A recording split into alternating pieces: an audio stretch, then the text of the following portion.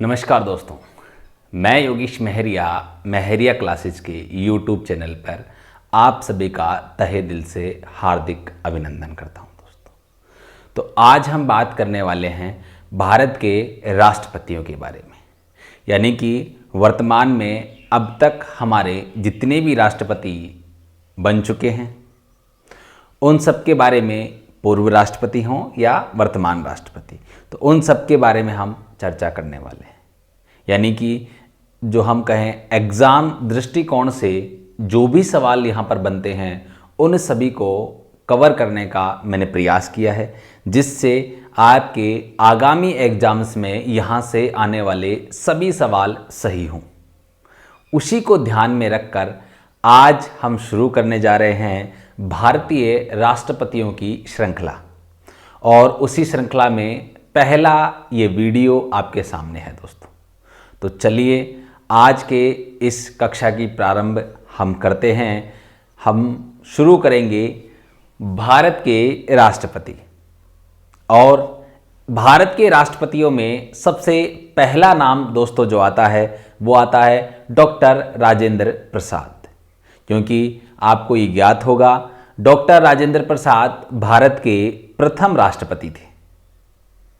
इससे पूर्व ये संविधान सभा के पूर्व अध्यक्ष भी रह चुके थे, या हम बात करें संविधान सभा के स्थायी अध्यक्ष भी डॉक्टर राजेंद्र प्रसाद ही थे। ये इनकी ऐतिहासिक पृष्ठभूमि है, लेकिन यहाँ हम राजेंद्र प्रसाद को केवल भारत के राष्ट्रपति के रूप में पढ़ेंगे। तो दोस्तों, मैं आपको बता देना चाहता हूँ भारत के प्रथम राष्ट्रपति के रूप में डॉक्टर राजेंद्र प्रसाद को ही चुना गया था। यानी कि सबसे पहले इन्होंने 26 जनवरी 1950 को अपना पद ग्रहण किया था। इसके बाद में 1952 में जब हमारे संसद के आम चुनाव संपन्न हो गए थे, उसके बाद में राष्ट्रपति का निर्वाचन हुआ था, और उस निर्वाचन में भी डॉक्टर राजेंद्र प्रसाद विजय हुए थे। तो अब यहाँ से जो सवाल बनते हैं उन सभी को समावेश मैंने किया है। अभी आपके सामने टू द पॉइंट हम बात करेंगे, किस प्रकार के सवाल वर्तमान के एग्जाम में पूछे जा रहे हैं उन पर भी मैं चर्चा करने वाला हूँ। तो दोस्तों, अब यहाँ से जो सवाल बनते हैं, क्योंकि भारत के प्रथम राष्ट्रपति डॉक्टर राजेंद्र प्रसाद थे, इसका मतलब इनके बारे में संपूर्ण जानकारी होना आवश्यक है, क्योंकि आपको ये ज्ञात होगा कि भारत में जो भी विषय वस्तु प्रथम स्थान पर होती है या वर्तमान में चर्चित होती है, तो उससे संबंधित कोई भी जानकारी आपसे एग्जामिनर सीधे तौर पर पूछ लेता है। तो मैं डॉक्टर राजेंद्र प्रसाद का जन्म जीरादेई नाम के ग्राम में हुआ, या हम कहें जीरादेई से इनका संबंध था, जो वर्तमान में बिहार में है। ठीक है, आगे बात करें इनके उपनाम। देखो दोस्तों, इनको देश रत्न के नाम से भी जाना जाता था, और इनको राजेंद्र बाबू भी प्यार से कहकर लोग बुलाते थे।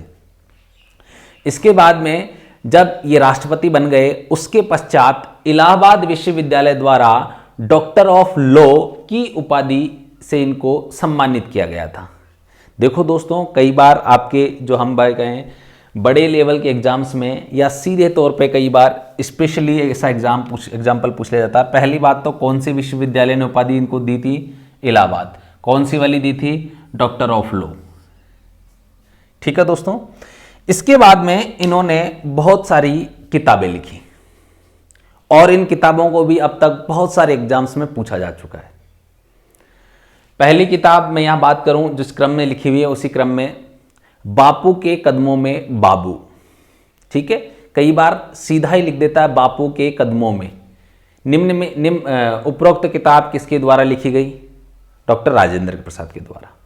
ठीक है, इसके बाद में आपको पता है इंडिया डिवाइडेड, बहुत सी बार, अनेकों बार एग्जाम में पूछी गई है। हो सकता है एक दो बार तो आपके सामने भी से भी ये निकला होगा ये सवाल। तो इंडिया डिवाइडेड जो है डॉक्टर राजेंद्र प्रसाद के द्वारा ही ये किताब लिखी गई है। इसके बाद में हम बात करें सत्याग्रह एट चंपारण, यानी कि गांधी जी के द्वारा जो चंपारण में सत्याग्रह का सत्याग्रह किया गया था, उस पर भी जो है डॉक्टर राजेंद्र प्रसाद ने किताब लिखी है।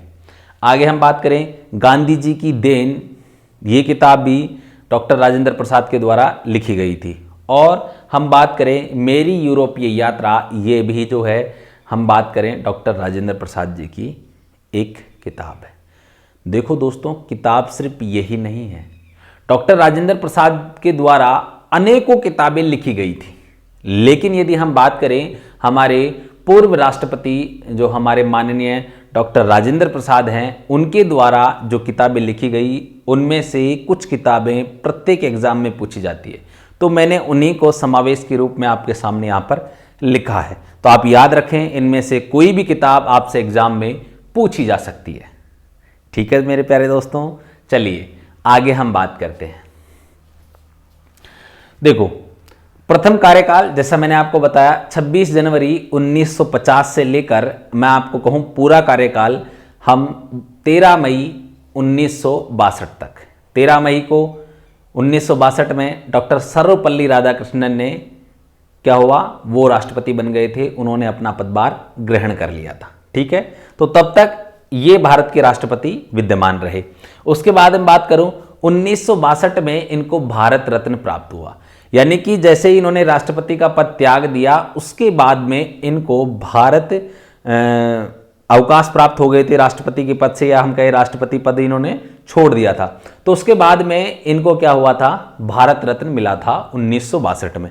तो बहुत सी बार एग्जाम में पूछा जाता है कि भारत रत्न डॉक्टर राजेंद्र प्रसाद को कब मिला, 1962 में मिला। ठीक है, कार्यकाल के तौर पे अगर आप ये इतना याद रख लें तो बहुत है। 1950 से 1962 कितने साल हो गए, लगभग 13 साल।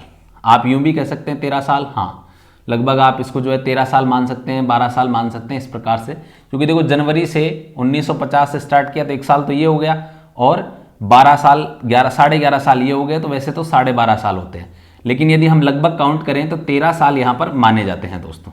ठीक है, अब आगे हम बात करें स्वतंत्र भारत के प्रथम राष्ट्रपति कौन थे, तो स्वतंत्र भारत के प्रथम राष्ट्रपति डॉक्टर राजेंद्र प्रसाद थे। क्लियर हो गया।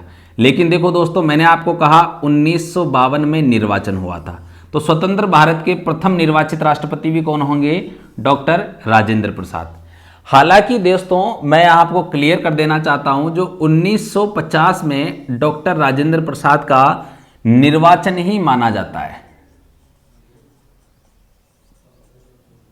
निर्वाचन माना जाता है। इसका कारण यह है दोस्तों कि यदि हम यहां बात करें तो 1950 में संविधान सभा द्वारा इनका निर्वाचन किया गया था। ठीक है, इसलिए निर्वाचित राष्ट्रपति कहलाए।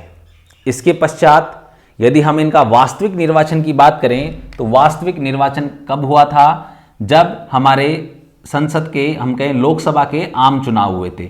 लोकसभा के आम चुनाव हुए 1952 में। उसके पश्चात हमारे यहाँ पर जो डॉक्टर राजेंद्र प्रसाद का जो है कार्यकाल कंटिन्यू हुआ, और यहाँ से 1952 से लेकर 1957 तक, और 1957 से लेकर 1962 तक। देखो 5 साल ये हो गए, 5 साल ये हो गए, तो 10 और 2 12 साल इनका जो है कार्यकाल रहा। तो यहाँ पे आपके सामने एक और चीज है कि 2 बार राष्ट्रपति पद पर रहने वाले पहले व एकमात्र व्यक्ति, तो 2 बार रहे नहीं रहे, 1952 से और 1962 तक, यानी कि निर्वाचित राष्ट्रपति के रूप में पूर्ण रूप से। अब तक के राष्ट्रपतियों में सर्वाधिक कार्यकाल वाले राष्ट्रपति, बिल्कुल आपको पता है अब तक कोई भी राष्ट्रपति 2 कार्यकाल के लिए नहीं चुना गया, यानी कि जितने भी भारत में राष्ट्रपति हुए हैं उन सभी का कार्यकाल एक कार्यकाल हुआ, अर्थात 5 साल तक वो अपने पद पर रहे हैं। डॉक्टर राजेंद्र प्रसाद एकमात्र ऐसे व्यक्ति हैं जिन्होंने लगभग 12.5 साल, या हम कहें 13 साल तक राष्ट्रपति पद पर विराजमान रहे हैं। ठीक है, अगली चीज, सर्वाधिक कार्यकाल आपके सामने हो गया।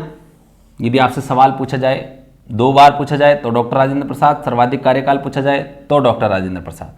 देखो दोस्तों, काफी इंपॉर्टेंट, अनुच्छेद 87 के तहत सबसे अधिक अभिभाषण देने वाले राष्ट्रपति। देखो दोस्तों, अनुच्छेद 87 में राष्ट्रपति का विशेष अभिभाषण है, और यदि मैं बात करूं जब इनका कार्यकाल सर्वाधिक है तो बेसिक सी बात है, ये अपना विशेष अभिभाषण भी सबसे अधिक बार दिया होगा। विशेष अभिभाषण की 2 विशेषताएं हैं। एक तो विशेष अभिभाषण प्रत्येक 9 वर्ष पर दिया जाता है, दूसरा, जब भी नई लोकसभा गठन होगा तब दिया जाता है। तो अपन मोटे तौर पे भी मान के चलें 2 बार इनके समय में हम कहें लोकसभा के चुनाव हुए होंगे। यदि हम बात करें, इसके अलावा इन्होंने 12 साल में 12 बार अनुच्छेद 87 के तहत विशेष अभिभाषण दिया होगा।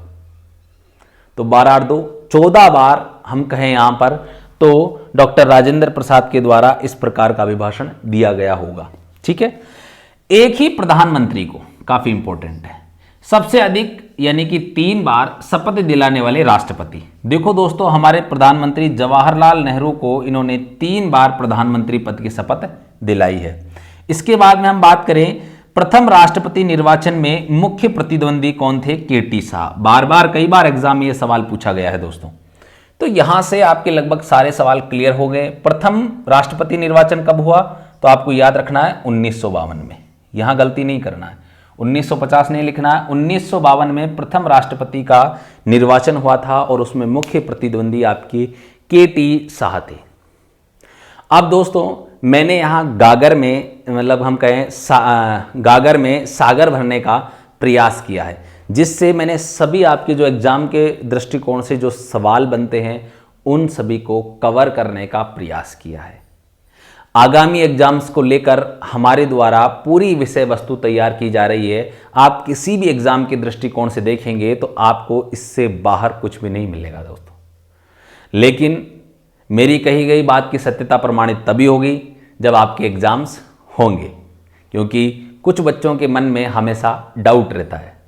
देखो दोस्तों, डाउट नहीं रखें, क्लियर कर लें। मैं आपको यहाँ क्लियरली बता देता हूँ कि हम जो विषय वस्तु तैयार कर रहे हैं वो आगामी एग्जाम्स को दृष्टिकोण में, आगामी एग्जाम्स को ध्यान में रखते हुए हम ये सारी विषय वस्तु तैयार कर रहे हैं। तो देखो दोस्तों, उम्मीद करता हूँ आपको सारा टू द पॉइंट सारी चीज़ें समझ में आई होंगी।